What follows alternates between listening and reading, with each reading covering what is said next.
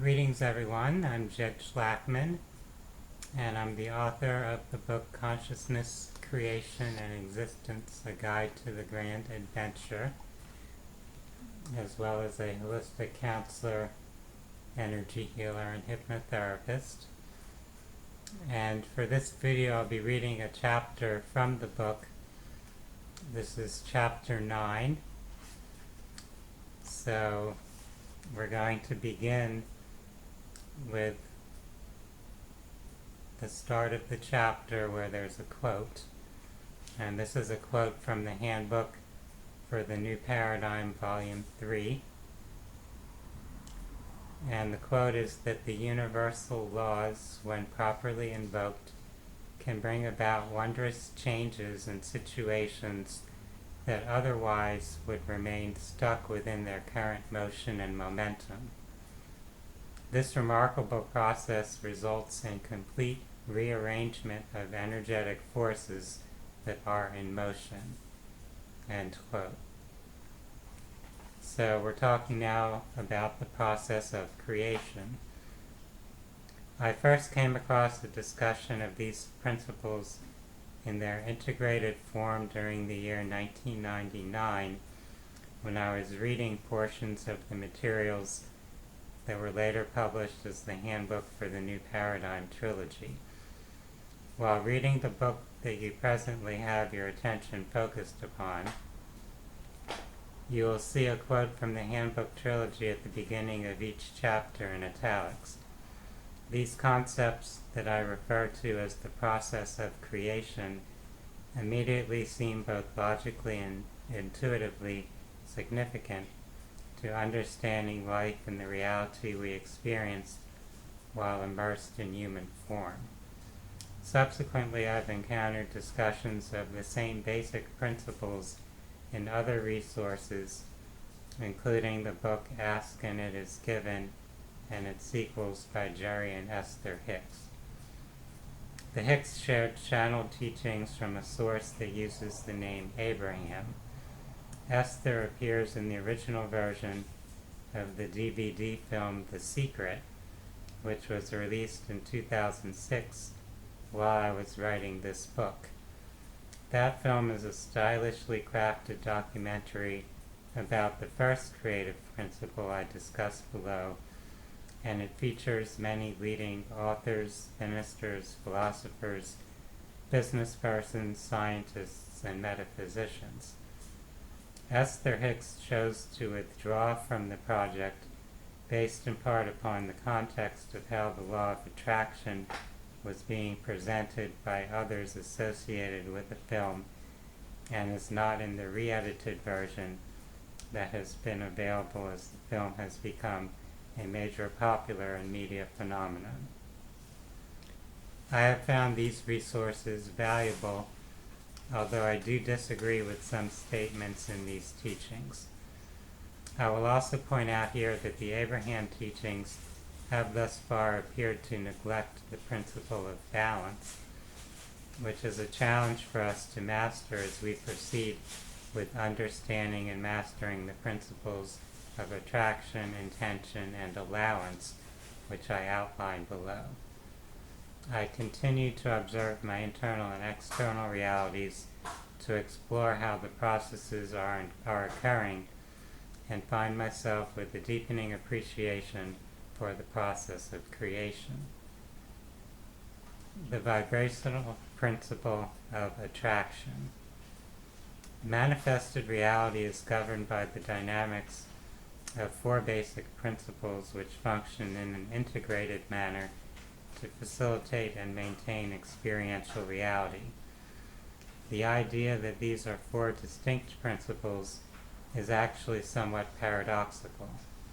There really is only one creator and one creative process.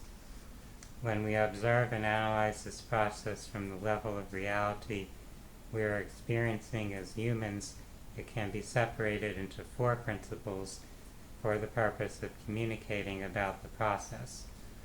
In our human experience, we typically fail to recognize the all-encompassing existence of these principles because we only perceive things on the surface of vibrational reality.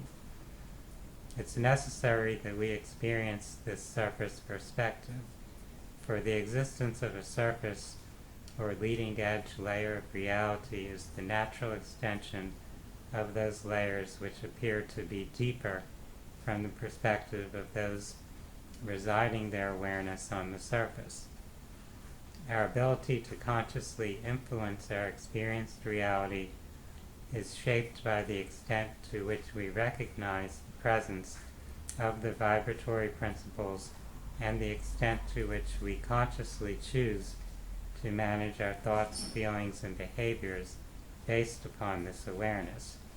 Our range of influence at the human physical level of reality is also limited by higher, more powerful levels of consciousness/self, as the principles are applied from those levels. The power of your conscious aspect of self is significantly overshadowed by those aspects of self referred to as subconscious or superconscious. However, these aspects of self are in regular communication with one another, and your conscious mind can have its greatest impact by its intentions being received and absorbed by other aspects of self.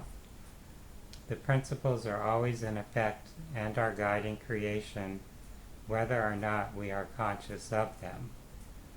The four principles are attraction, intention, allowance, and balance.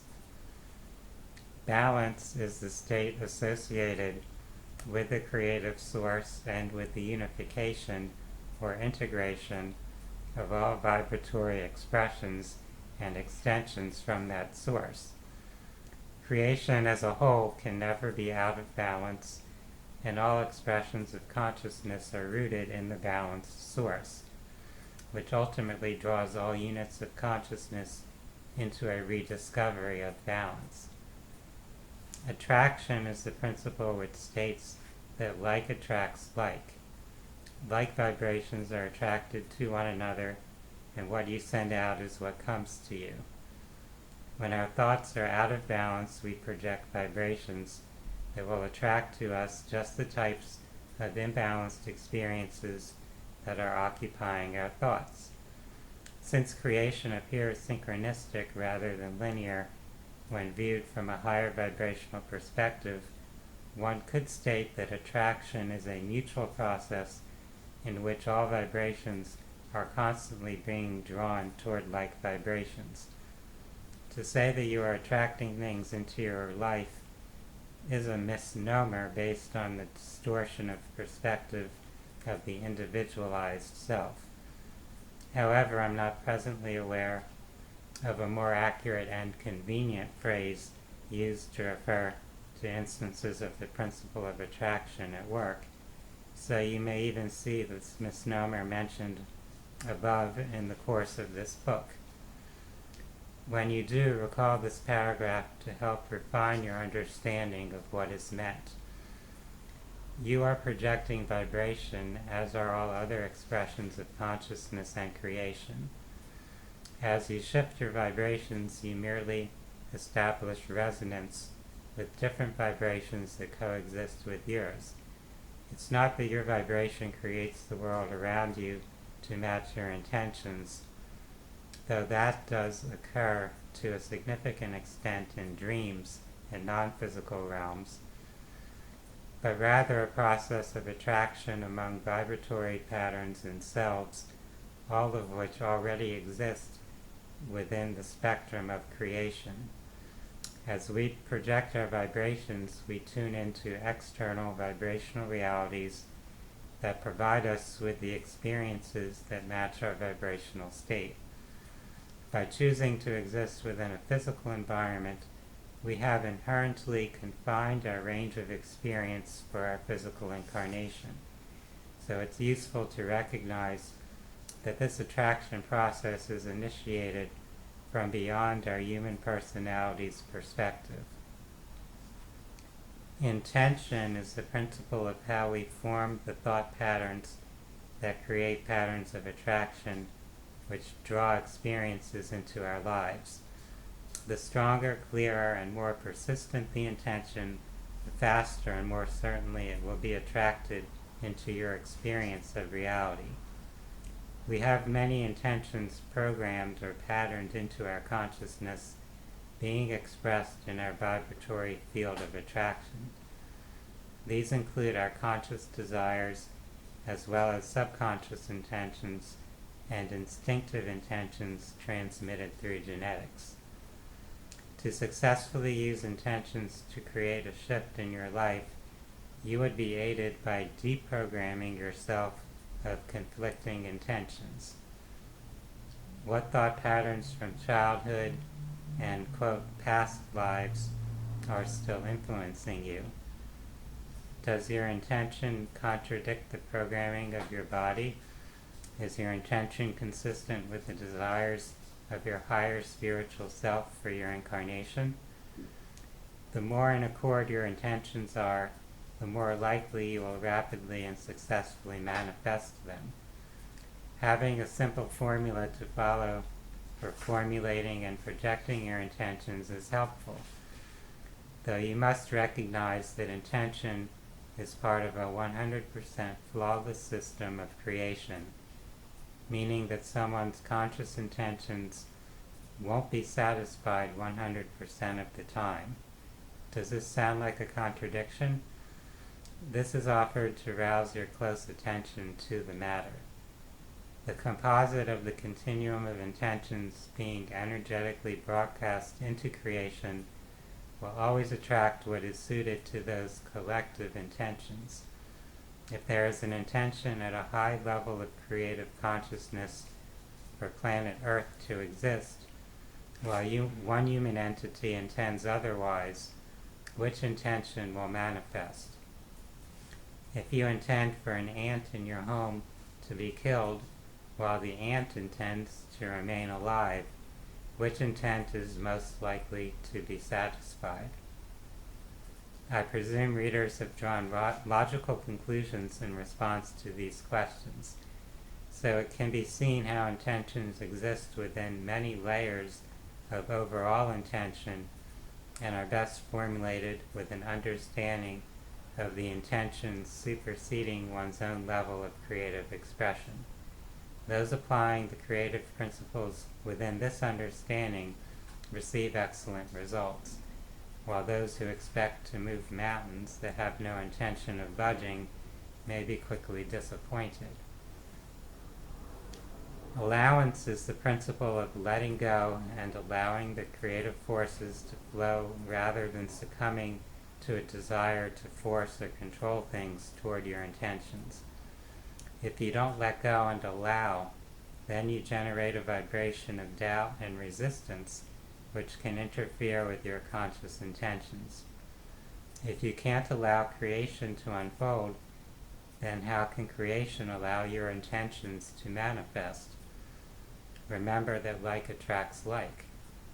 There could be no creation without allowance, for creation is an intention of the Creator who allows the process to unfold, and for the individuated aspects of consciousness experiencing this creation to have free will. Were the creative source to intend for creation to occur, while not trusting that creation would happen without exerting control, then the unfolding of creative vibration and expression would be stifled and subverted. When we attempt to be controlling over others, we are generating the vibration of a need to control, which will attract other controllers and dependents into our experience. Earth civilization is flooded with examples of control dynamics that repress creative potential and spiritual progress. Intimate partners excessively controlling one another, nations controlling one another, parents controlling children and preventing them from opportunities to learn independent skills and responsibilities. The examples are multitudinous. And that completes Chapter 9 of the book Consciousness, Creation, and Existence, A Guide to the Grand Adventure.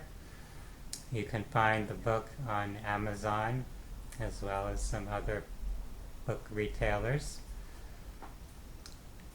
For those that are interested in more about spirituality and holistic health and any services I provide in that genre, you can visit my website phinsights.com. That's spelled PHINSIGHTS.com. For now, I wish everyone a wonderful day. Namaste.